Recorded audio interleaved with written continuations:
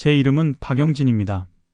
올해 58세이고 모 대형 병원에서 계약직으로 세탁물 수거 업무를 담당하고 있습니다. 새벽마다 각 병동에 마련된 세탁물 보관소에서 사용된 세탁물들을 수거하는 것이 저의 업무입니다. 복도가 혼잡해지는 것을 피하기 위해 새벽 시간대에 세탁물 수거를 하는 것이 효율적이죠.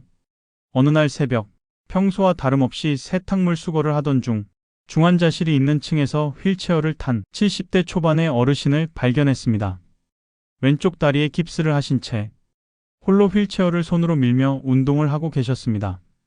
저는 크게 신경 쓰지 않고 제 업무를 계속했습니다. 세탁물이 가득 담긴 카트를 끌고 엘리베이터로 향하던 중 그 어르신도 엘리베이터 쪽으로 이동하고 계셨습니다. 어르신은 복도의 중앙을 막고 천천히 이동하셨습니다. 바쁜 새벽 시간이었지만 환자분이 우선이었기에 묵묵히 뒤를 따랐습니다. 기역자 형태로 꺾인 복도의 길이는 꽤 길었습니다. 먼저 가라고 배려해 주시지 않는 어르신이 야속하게 느껴지기도 했습니다. 다음날 새벽, 또다시 그 어르신이 휠체어를 타고 계셨고 어제와 똑같은 상황이 벌어졌습니다. 어이가 없었지만 불만 없이 어르신의 뒤를 조심스럽게 따라갔습니다. 엘리베이터에 도착한 휠체어는 어김없이 왔던 방향으로 돌아갔습니다.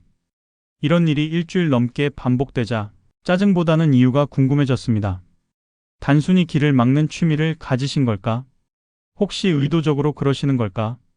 하지만 괜히 말을 걸었다가 불편한 상황이 생길까봐 조심스러웠습니다. 그러던 어느 날 엘리베이터 앞에서 휠체어를 돌리시던 어르신이 갑자기 제게 말을 거셨습니다. 아저씨, 새벽마다 내가 일을 방해하는 것 같아 많이 짜증났죠? 미안해요. 사실 내가 좀 심심해서 그랬어요. 휠체어가 처음이라 힘든데 아저씨하고 시합하듯이 하니까 운동이 재미있지 뭐요. 하시며 음료수와 귤을 건네셨습니다. 다소 황당했지만 저는 웃으며 말씀드렸습니다. 선생님, 운동은 혼자 하면 재미없죠. 대신 접촉사고가 날 수도 있으니 저보다 항상 2m 정도 앞에서 이동하시면 됩니다. 어르신의 행동은 엉뚱했지만 제 좁은 마음이 부끄러워졌습니다. 타인을 배려하고 이해하는 따뜻한 마음, 어쩌면 우리 모두에게 필요한 건 바로 그런 마음이 아닐까요?